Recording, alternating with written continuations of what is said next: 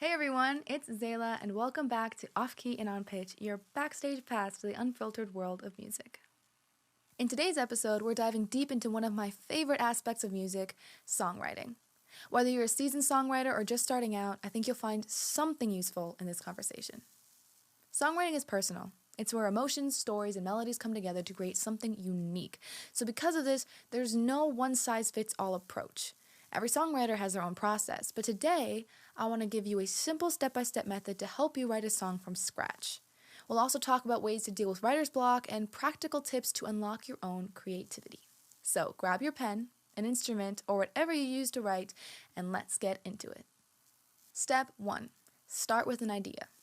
Every song begins with an idea, a concept, a story, an emotion, or even just a single word. So once you have an idea, just start asking yourself specific questions. For instance, if it's a story, what's the story? Who is it about? Why am I telling it? If it's an emotion, how specific is the emotion? Is it broad, like love? Or more dialed in, like the love you have for a teddy bear that you've had since you were 3 years old? The more you explore your idea, the easier it will be to shape your song. It's like getting to know a person. The longer you spend time with them, the better you can describe them. So take your time to really understand your concept before jumping into the writing process. Step 2. Define your main point. Once you've explored your idea, find the core message of your song, the main point you want to express. This main point usually becomes your chorus. Think of it like a thesis statement in an essay.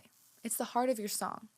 Your verses will serve as the supporting paragraphs leading up to and reinforcing your chorus, and the bridge is a turning point. It can either strengthen your message, offer a moment of reflection, or add a twist to the story. Some songs even have evolving choruses where the lyrics change each time, and that's totally fine too. Just make sure that as your song progresses, the story flows logically and everything ties together. If you were to read your lyrics as a poem, would they make sense? Step 3. Craft your melody. At this point, you should have a broad map of your song. You know how it's structured, how it progresses, and what emotions you want to convey. So now it's time to create a melody.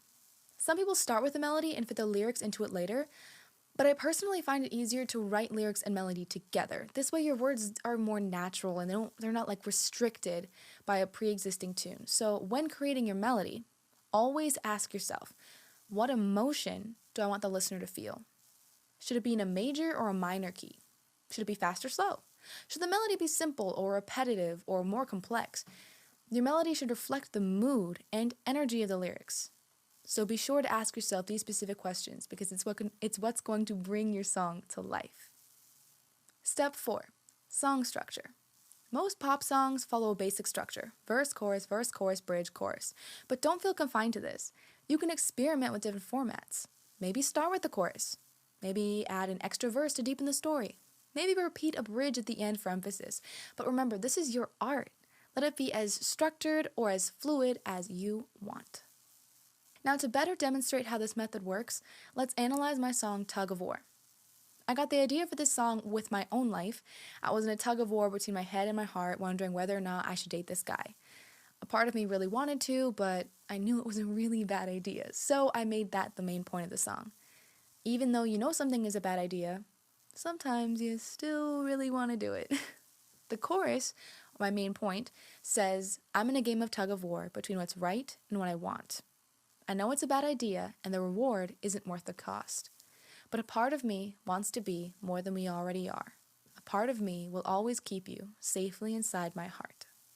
The chorus clearly lays out the internal struggle, this battle between reason and desire. So for Tug of War, I went with the classic pop structure. So it goes verse, chorus, bridge, chorus. So I use verse 1 to set the scene.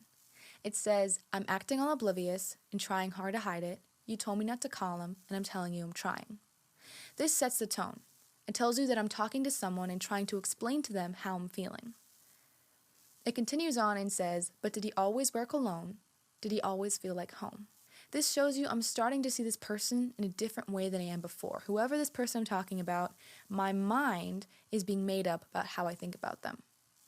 Continuing on, it says, I'm so confused because I know that I have lists of reasons why the two of us would end in flames, but I get chills and butterflies every time he says my name. Now you start to see the tug of war theme. My logic tells me one thing, but my feelings tell me another. Continuing, it says, it's getting harder to resist, my heart and brain in an eclipse. I'm getting tired from all of this. This builds up tension and sets the stage for the chorus. I use verse 2 to deepen the struggle. It says, I laugh it all away whenever he says something nice, and I have timers on my phone so I don't text him every night. Now I show you I'm actively fighting against my feelings. Continuing, it says, but did he always have that smile? He's got my heartbeat going wild. Why am I acting like a child? This makes it clear that despite my efforts, I am losing the battle. Then I explain why he's bad for me, saying he's got a reputation, but to me he's always sweet. But one too many times he's disappeared for many weeks. Finally, I end by saying, you're right, I should let go, delete his number from my phone. And at first it seems like I've made a decision, but then I twist it by ending the line saying, but I don't want to be alone. And this leads perfectly back into the chorus, showing that I truly haven't let go yet. I use my bridge as a moment for reflection and kind of as a turning point. It says, sometimes I wish I could just forget, lose the love, but keep the friend. I'm trying hard not to give in, but what if my heart wins? And this is my moment of reflection, where I question everything. But then when the chorus returns, I have strategically removed the lines that tell you that I know it's a bad idea, and I only repeat the ones that say that a part of me wants to be more than we already are. And this leaves the audience wondering, did my head or my heart win? Now, if it seems way harder than it sounds to write your own song, remember, even the best songwriters struggle with writer's block. So here are a few tricks to help you push through. First, use a rhyming dictionary or a thesaurus. If you love a lyric but you cannot find the perfect rhyme, looking at lists of rhyming words can spark new ideas. I personally use this tactic all the time. Rhymezone.com and rappad.co are my favorite ones to use, and I look at them quite often. You can also ask ChatGPT or a friend for feedback. Not to write the song for you, but to check if the story makes sense. Sometimes an outside perspective helps you refine your message. Another thing you can do is record or write down every idea. Inspiration can hit at the most random moments, and whether it's a lyric, a melody, or a concept, record it. You might not use it immediately, but you'll thank yourself later when you rediscover it and have new ideas flow out of you. You can also write a song every day, even if it's a bad song. My mentor always told me you have to get the bad ideas out to make room for the good ones. So the more you write, the stronger your songwriting muscles become, and the less likely you'll encounter writer's block down the road. Now, there's also something that I call the Beatles method. The Beatles never wrote down their songs. Why? Well, because their philosophy was that if they remembered it the next day, it was good. If they forgot it, it wasn't. And so while this is a cool approach, I still recommend writing things down. You never know when an idea will turn into something great. And this is not necessarily a tactic for getting over writer's block, but I thought it was worth mentioning. But anyways, now that you have lyrics and a melody, it's time to build the instrumental arrangement. So what I do is I record the melody and lyrics on my phone.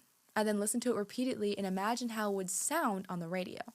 I kind of let my brain fill in the spaces, and then I open up my DAW and start layering sounds.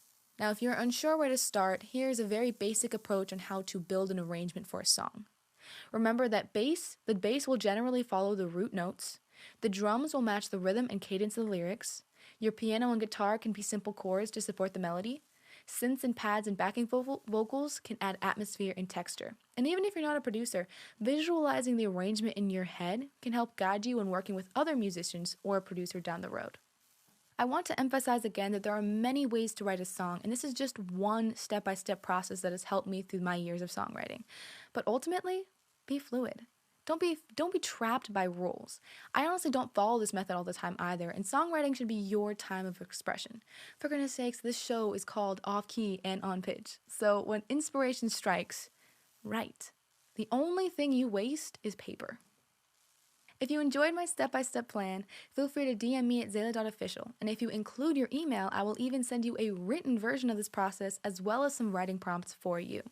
If you found this episode helpful, don't forget to leave a review, like, subscribe, and share it with your fellow music nerds. More deep dives into music production, songwriting, and industry insights are on the way, so stay tuned. Also, feel free to find me on social media and check out my music on Spotify, iTunes, or wherever you stream your music. If you have questions, favorite moments, or there's something I mentioned today you'd like me to do a deeper dive on, please feel free to comment or DM me at Tzayla.official. I would love to hear from you. Keep dreaming big, and I'll see you next time.